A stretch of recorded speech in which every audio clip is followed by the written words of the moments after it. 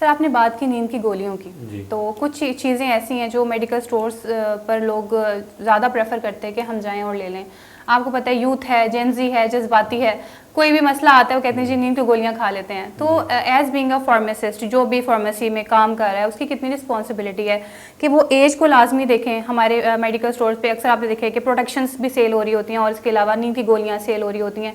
तो as being a pharmacist क्या उसकी जिम्मेदारी बनती है कि वो किस तरह के लोगों को जो है वो चीज़ें प्रोवाइड करे? क्या इसके लिए कोई लीगली चीज़ होनी चाहिए?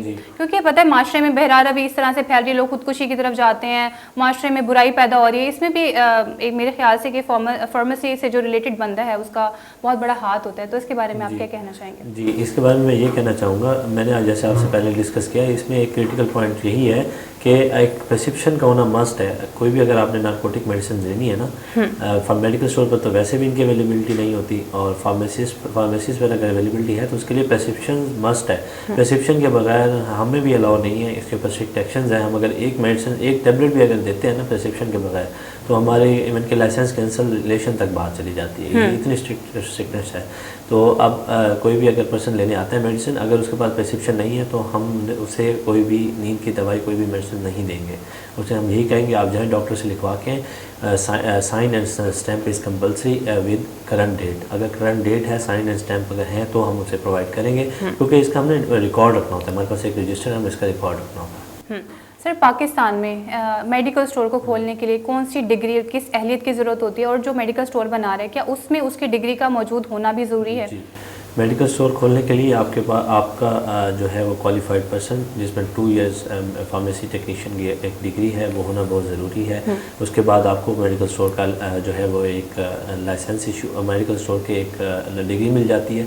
उसके बाद आप अप्लाई करते हैं लाइसेंस के लिए, आपको लाइसेंस इशू होता है, उसकी बेस पर आप जो है अपना मेडिकल स्टोर बना सकते हैं। 2 years education compulsory for taking degree of pharmacy technician.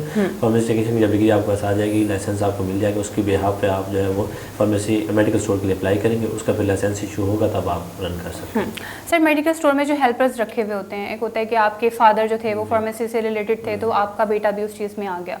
अब उसको कोई डिग्री नहीं है, उसके पास कोई नॉलेज नहीं है, लेकिन स्टिल वो उसके बाप के जाने के बाद, for example he is going for lunch और किसी भी एक्टिविटी के लिए वो जा रहा है, पीछे उसका बेटा संभाल रहा है। हमने देखा है कि हमारा एक निज़ाम इस तरह चल रहा है, तो वो क्वालिफाइड नहीं है।